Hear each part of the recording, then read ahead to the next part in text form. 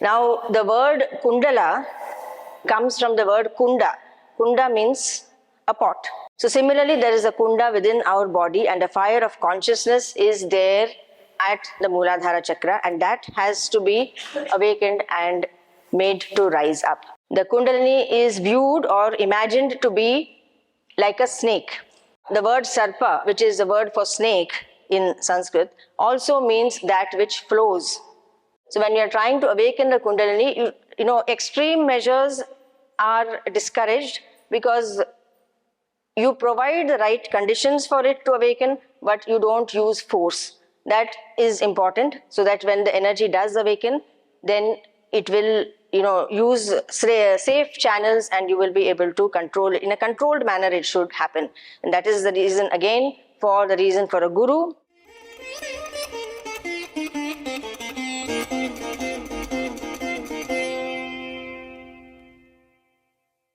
So you can see the image on the screen, and right at the top is the Sahasrara Chakra.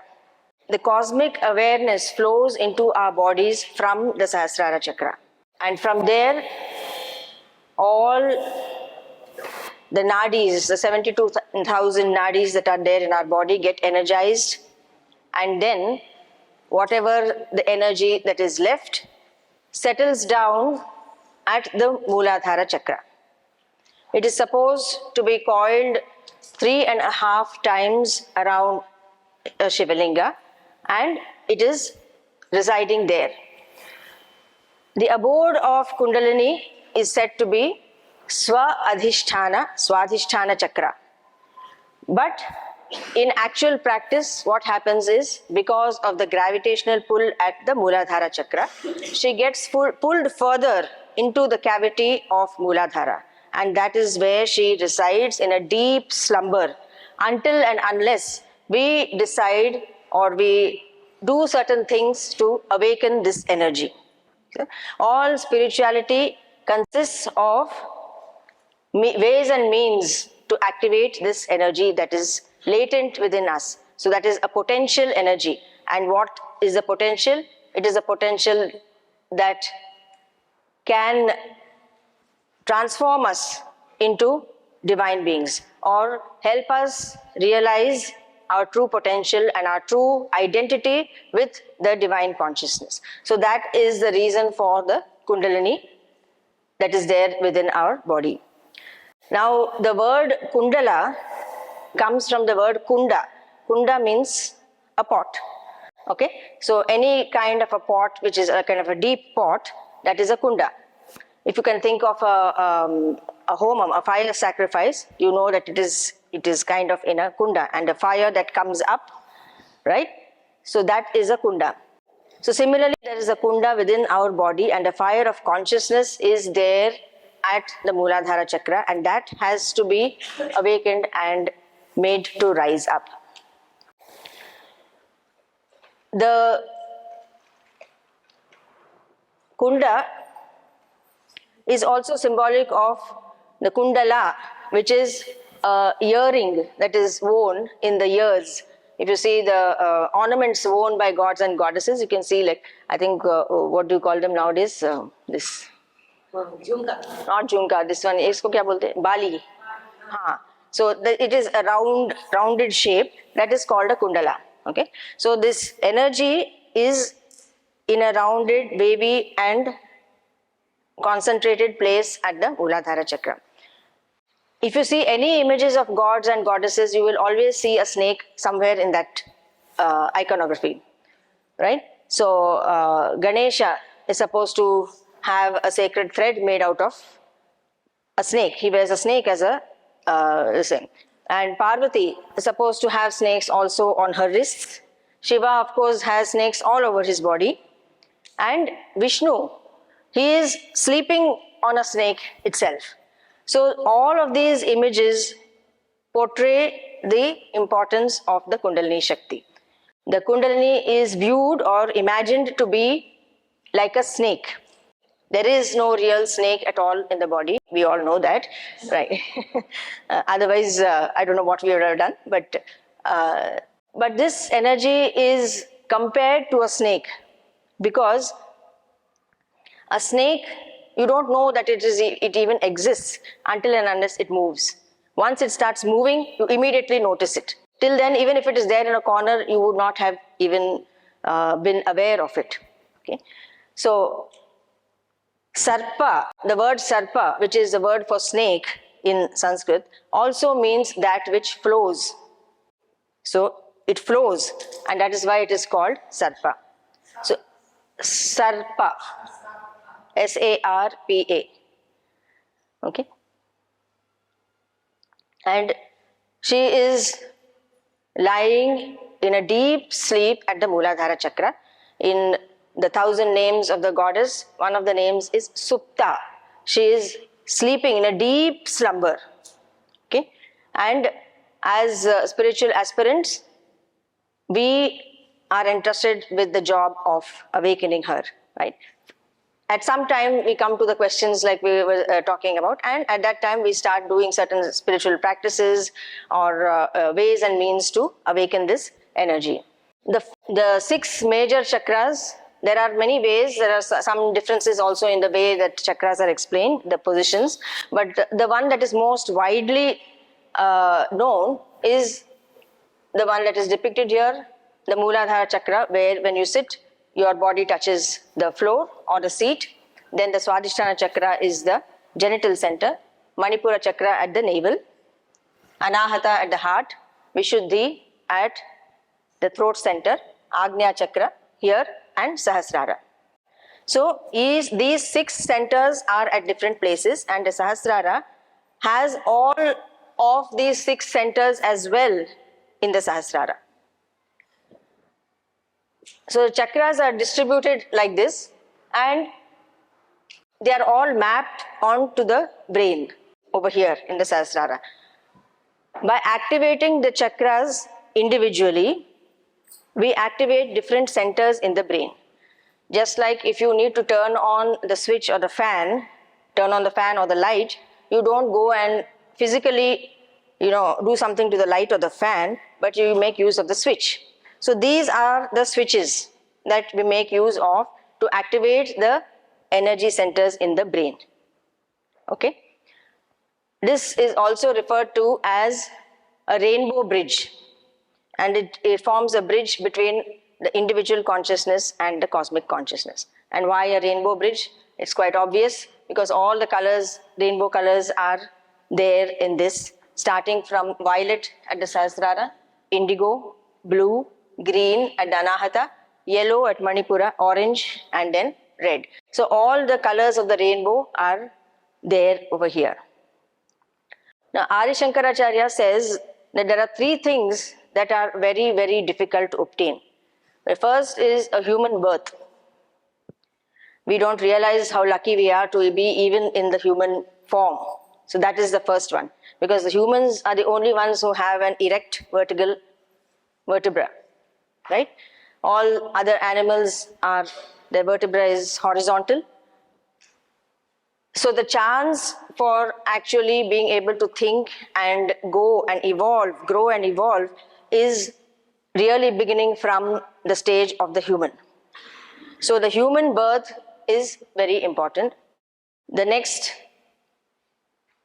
important thing is also the satsang. All the people whom you are in contact with on a regular basis. That is also very important, because you affect each other. Our consciousness is not individual, it is a collective consciousness. And the people whom you mingle with on a daily basis, your karmas are going to be interacting. When you say karma, it is not only what you do or what you say, so you are reaping. You are also reaping the karma of what everybody else in the universe does. So if you are in the company of good things or vibrations that are going to enhance your spiritual growth, then that is what is the ideal situation. So the desire for liberation is the third aspect that is very difficult. So we spend, millions of lives just in the Muladhara Chakra itself. So just the ideas of stability, food, sex, then survival instincts. So these are the areas where we spend several lifetimes. So the desire for liberation is something that comes, and once that comes, then the real evolution starts to happen. So all of this will be there. So the color of the chakra, where it is situated, and when it is in alignment or when it is in a balanced state, what are the qualities that you see, and when it is not in balance or if it is improper function, then what do you see? So like for Swadhisthana, if it is improperly imbalanced, then you have sexual addiction, depression, emotional distress, feelings of shame, hurt, guilt, anger, all of these things are there. But when it is in proper function, you have joyfulness, creative expression. So the Swadhisthana Chakra, like we said, it is related to creation of another human being, but it is also primarily a center for creativity. So, and the number of petals, what is the Bijakshara there, central Bijakshara, what is the element? Each chakra is associated with the element, it is associated with the organs that are there around the body, right? If we go into detail here, I think we will not have sufficient time. So just a brief this thing. So just one chakra, we can see how it is being described. So here the Bijakshara is Vam. So each of these chakras have one of the Sanskrit alphabets inscribed on the petals. Okay. So in Swadhisthana Chakra, there are 6 petals. So yesterday when we were talking about Bala, I also mentioned that the letters are Ba, Bha, Ma, Ya, Ra, La.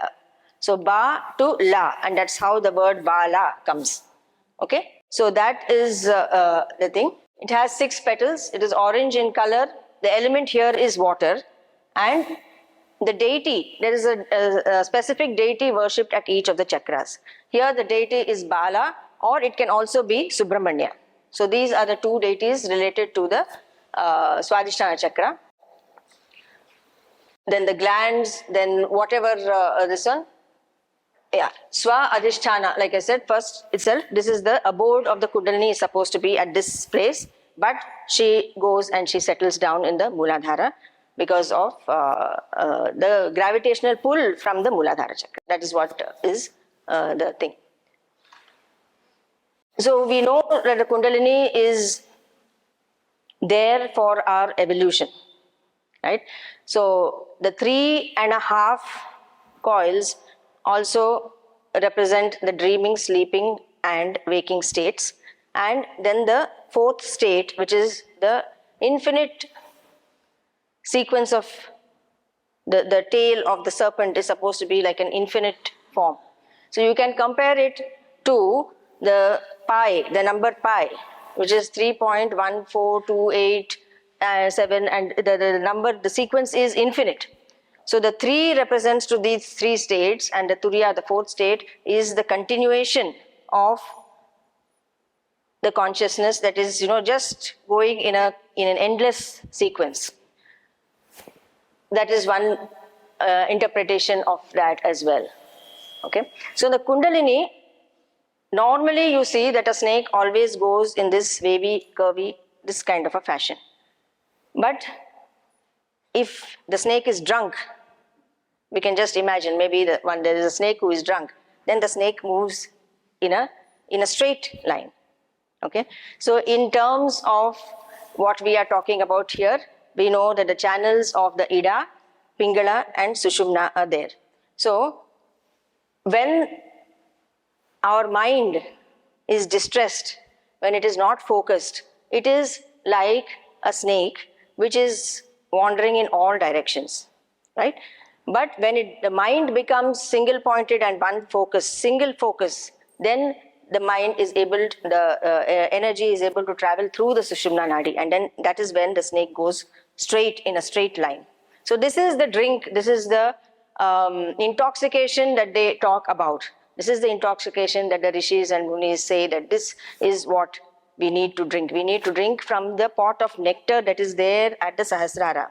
And when that nectar is there, then the energy of the Kundalini, the balancing of the Ida and the Pingala happens, and that's when the energy is able to travel through the Sushumna Nadi. Okay. So just like when you light an incense stick, right? you don't know which way the fumes are going to go. They go in different directions, right? So just like that, even the energy of the Kundalini, when it rises, it can go in a multitude of directions. So it is also important to know how to raise this energy in a safe and effective way. So there are many ways of doing that. So some of the rituals or the practices that you are learning will help you to do that. Okay. So whatever mantra chanting, some asanas, these meditations, all of these things will make sure that the energy is channeled and it moves in a safe manner. Okay. That is through active way of invoking or awakening the Kundalini. And there is also a passive way, which is through our Bhakti. So which is just pure devotion. We know of so many saints and from our Bhakti movement itself, there are so many people who are awakened souls and they did not do any mantras, they did not maybe chant anything, they did not done any spiritual practices per se, but they have reached such elevated states. And for that, the only thing is the pure bhakti, the pure emotion that they have in their heart. So that is also possible. So when you are trying to awaken the Kundalini, extreme measures are discouraged because you provide the right conditions for it to awaken, but you don't use force. That is important, so that when the energy does awaken, then it will use safe channels and you will be able to control it. In a controlled manner it should happen. And that is the reason again for a guru and a guidance and a proper way of going about things. Because if it just takes off on its own, then you don't know what to do. You can be lost, you can be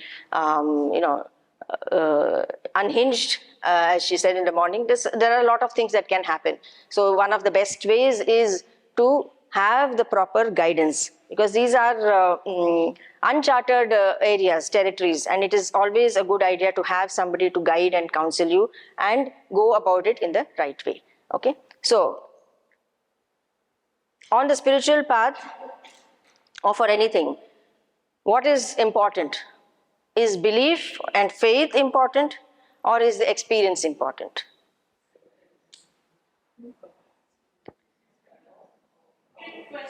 Trick question, yes. All of it, yes. But we say we have faith, but how much faith do we really have? The moment something goes wrong in our lives, we say, no, she doesn't exist. She's not there for me. I'm not getting the guidance I need, right? Something goes wrong and we are ready to throw faith out of the window. So experience is a better or more important, but to have the experience, you have to have the faith and the effort that you put in to have that experience. So a minimal amount of effort is required to have an initial experience, right? So this initial experience with minimal effort, so that's what we always want, right? So efficiency is what? The least effort and the maximum result. So we want to put in as little as possible, but we want to get the maximum results. So this Kundalini meditation is one such practice which is supposed to give you an initial jolt of experience. So if you practice it, then within a short time you should have some experiences which will again increase and reinforce your faith, right? So they both feed on each other. You start with a little bit of faith, do certain things, get an experience, and then that will again refuel the faith and make your practices stronger. So normally we do two things. We act with our body and we think with the mind, right? But the body itself also has an intelligence of its own. And in Kundalini meditation, what we are going to do is tap into that intelligence that the body has of its own accord. So try to disassociate the mind and allow the body or the energy within the body to dictate how you should move. From the time we are little children, we are, guided. You have to sit in a certain way, you have to stand in a certain way, you have to talk in a certain way. So we are conditioned from the moment we are born till all our lives. So there are certain patterns that we are following. Knowingly or unknowingly, we have set ourselves into certain ways of behavior, certain patterns of behavior. So to decondition or uncondition ourselves, this is one of the practices. So it is not a practice, a meditation where you're going to sit down and close your eyes, visualize or anything of that sort. This practice asks you to delimit yourself, to remove the boundaries and to remove the conditionings that you have set for yourself. It consists of an audio for about 30 minutes, which has a mantra that is chanted, and there is a little bit of guidance that is given, and you follow what has been said in that guidance. So it's divided into 5 minutes slots. Okay. In the first 5 minutes, you are asked to give yourself an energy bath. Okay. So you pass your hands all over your body in a deeply sensual way. It's like, Kundalini is also described as a snake. And if a child is playing with a snake, right, the child doesn't know it's a snake. So even if the snake comes and, crawls over the body, there is no fear. But the moment we attach a name and the emotion of fear to that snake, then you cannot enjoy that experience, right? Then there is fear. So there is fear and there is pleasure. Correct. But to enjoy that movement, we will be doing certain things. So one is you give yourself a sensual bath. So just feel the energy spreading to all parts of your body. So that goes on for about 5 minutes. Then the next 5 minutes you are asked to move your neck in different ways. And here you can take the imprints, the vasanas and the impressions that we have seen from nature and maybe even deep down from our own previous births, and try to use different ways of moving our neck. If you look at the birds, you look at different things, all kinds of movements are possible. We have just 1, 2, 3, maybe few movements, but there are so many different kinds of movements that you can observe in nature. So that again, you move it in a certain way until you feel pain, and when you come to the threshold of pain and pleasure, you move back. So you don't take yourself to pain, but you just touch the boundary of pain and pleasure and come back. So try, experiment with different ways of moving the neck. Then you come to the torso. Similarly with the upper body, you try different movements. Okay. So it is possible that if you are able to take your mind off completely. It is difficult, but you're taking your mind out of the equation and allowing the body itself to move. So you are thinking with the body, not thinking with the mind, or only thinking with the body. So then the upper body, it's a trial and error. You keep trying different movements, and then when you feel inspired to do it in a certain way, then you follow those instructions that are coming from within. So some little bit of guidance is given, but most important is follow what is coming to you from within. So the next one again goes from the hips, the movements of the hips. And the last 5 minutes, you lie down in Shavasana. And following that immediately will be the Yoga Nidra. It is similar to any other Yoga Nidra where you are accessing different parts of the body. But before that, you make a short sankalpa. So when you come to the silence, you reinforce that sankalpa. So if there is a particular thing that you wish to manifest or that you wish to bring to your deep subconscious, then you state that right at the beginning, and you also reinforce it when you have the silence, interval of silence. And then you come back to the present moment. So this is the set that Guruji has prescribed for giving you an initial jolt of experience.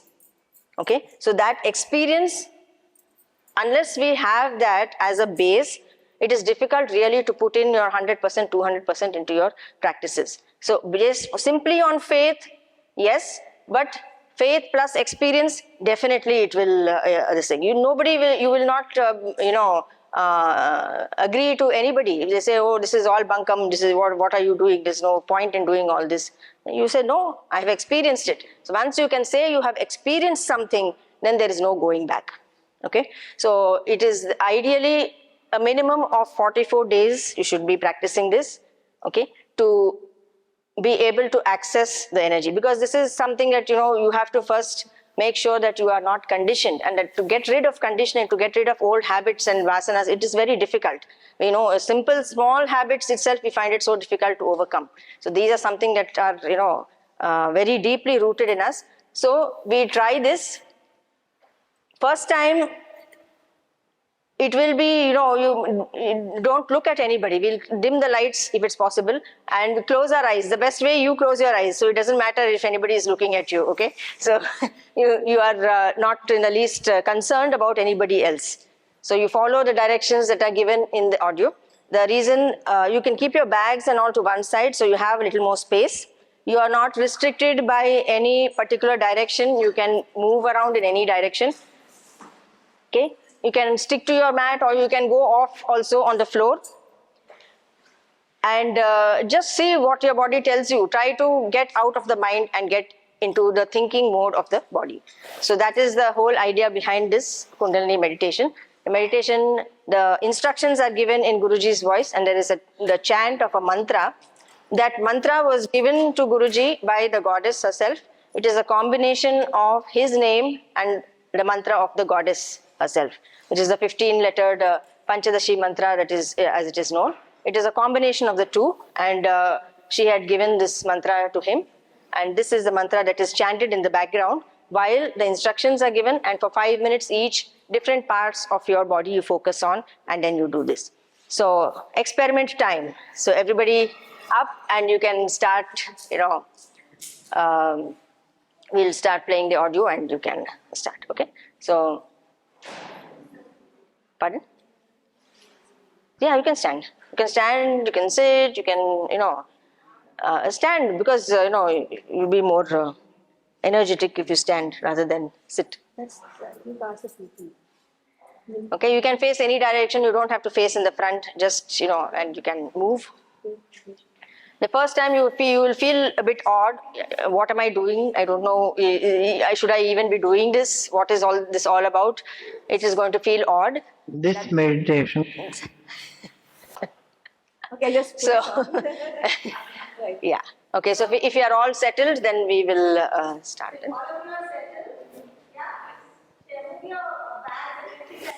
Yeah. Keep it a bit to the side.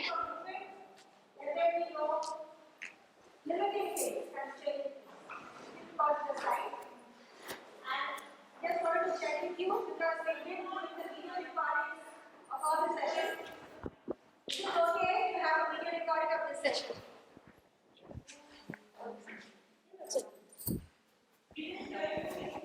Okay, sorry. So, yeah, since we've been doing the video recordings of all the sessions, since this is a session where we are saying, remove all inhibitions, let your body, don't think with your mind, think with your body. And so if it's okay, we'll continue with the recording. If it's not okay, we'll not have the recording. Just wanted to check that with you. Need not be conscious. Don't be conscious. That's the point. Dance like nobody is watching. No recording. Okay. Bhaiya, you got your answer.